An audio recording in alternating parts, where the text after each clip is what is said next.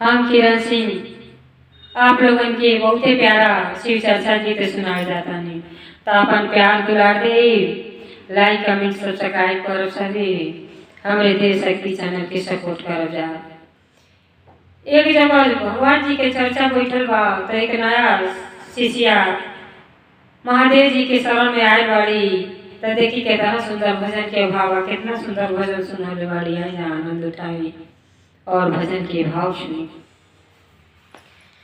कैसन दुनिया बनौले जगत के गुरु, कैसन दुनिया बनौले जगत के गुरु, समझ में आवत नहीं के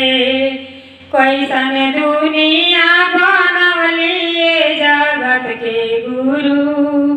समझ में आवत नहीं के कैसन दुनिया बनौले जगत के गुरु, समझ में आवत नहीं के कोई के महल दुई महला, कोई के महल दुई महला, कोई के आलीशान बंगला, कोई के महला दुई महला, कोई के आलीशान बंगला, कोई के टूटे झोपड़िया के तरसवले जगत के गुरु, समझ में आवत नहीं के कोई के टूटे झोपड़िया के तरसवले जगत के गुरु, समझ में आवत नहीं के कैसन दुनिया बनौले जगत के गुरु, समझ में आवत नहीं के कैसन दुनिया बनौले जगत के गुरु, समझ में आवत नहीं के कैसन दुनिया बनौले जगत के गुरु, समझ में आवत नहीं के कोई के अनावा से धनवा, कोई के अनावा से धनवा, कोई के माला खजनवा, कोई के अनावा से धनवा, कोई के माला खजनवा, कोई के रोटी बिना तरसवली जगत के गुरु, समझ में आवत नहीं के कोई के रोटी ले तरसवली जगत के गुरु, समझ में आवत नहीं के कैसन दुनिया बनौले जगत के गुरु, समझ में आवत नहीं के कैसन दुनिया बनौले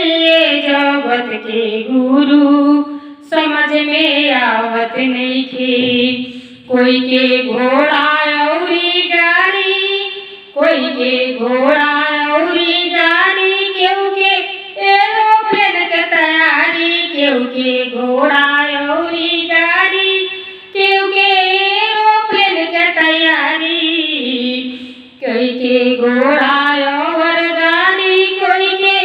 एरोप्लेन के तैयारी, केहू के पैदल ले तरसवली जगत के गुरु, समझ में आवत नहीं के कोई के पैदल ले तरसवली जगत के गुरु, समझ में आवत नहीं के कैसन दुनिया बनौले जगत के गुरु, समझ में आवत नहीं के कैसन दुनिया बनौले जगत के गुरु, समझ में आवत नहीं के केहू के बेटा पर बेटा, केहू के पोता के तैयारी, केहू के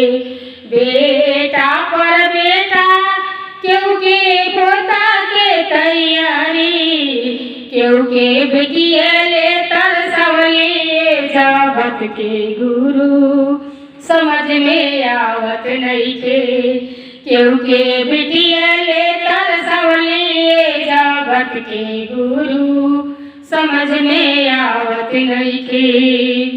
कैसन दुनिया बनवले ये जगत के गुरु समझ में आवत नइखे। कैसन दुनिया बनवले ये जगत के गुरु समझ में आवत नइखे।